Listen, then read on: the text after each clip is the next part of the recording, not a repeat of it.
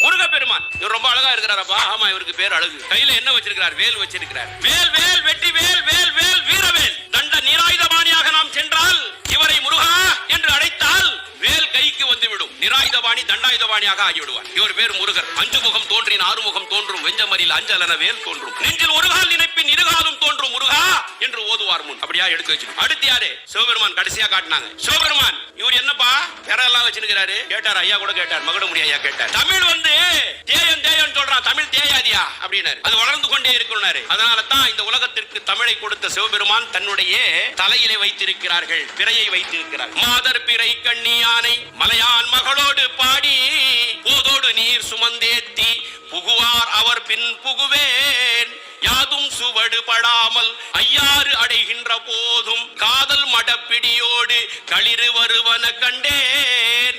கண்டேன் அவர் திருப்பாதம், கண்டு அறியாததெல்லாம் கண்டேன் என்றார் அப்பர் நாவுக்கரசர். மாதர் பிறை கண்ணியா, அது வளரும் தவிர தேயாது. இந்த தமிழை கொடுத்தவன், இந்த தமிழ் வளருமே தவிர தமிழ் தேயாது. இப்பேற்பட்ட சிவபெருமானை காட்டினார்கள். இவர் என்னப்பா சொல்றாரு?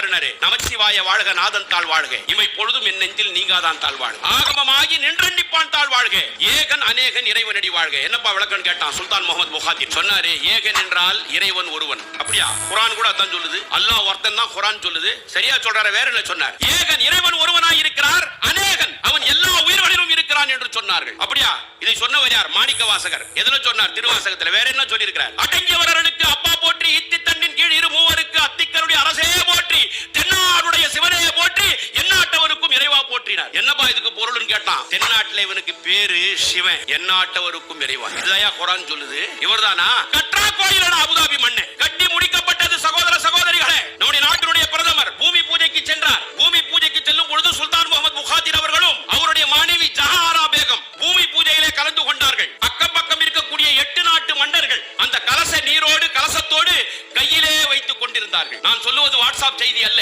அல் ஜசீரா என்று சொல்லக்கூடிய யுனைடெட் அரபு எமிரேட்டுடைய அங்கீகாரம் பெற்ற அல் ஜசீராவுடைய தொலைக்காட்சி இதை உலகத்திற்கு காட்டுகிறது. அந்த அம்மா தலையில ஒரு பெட்டியை கொண்டு வந்தாங்க. உலகமே பார்த்தது, நானும் பார்த்தேன். என்னதான் கோவில் கட்டினா கூட, சிவனுடைய ஆலயம் கட்டினா கூட, நம்ம ஆளு பாரு பாய் மேல பெட்டியை வச்சுன்னு வரான். அதுல திருக்குரான். நாங்கெல்லாம் திருக்குரானை மேல வைப்போம், மாரோடு அணிச்சுக்கும், இடுப்புக்கு கீழே திருக்குரான் போகாது. திருக்குரான் இருக்கும் என்று உலகமும் பார்த்துக் கொண்டிருந்தது, நானும் பார்த்துக் கொண்டிருந்தேன். பூமி பூஜை, அந்த பெட்டியை கீழே இறக்கி வைக்கிறார்கள். பெட்டி திறக்கப்படுகிறது, உலகமே பார்த்துக் கொண்டிருக்கிறது. அதிலே திருக்குரான் இருக்கும் என்று பார்த்துக் கொண்டிருந்தது.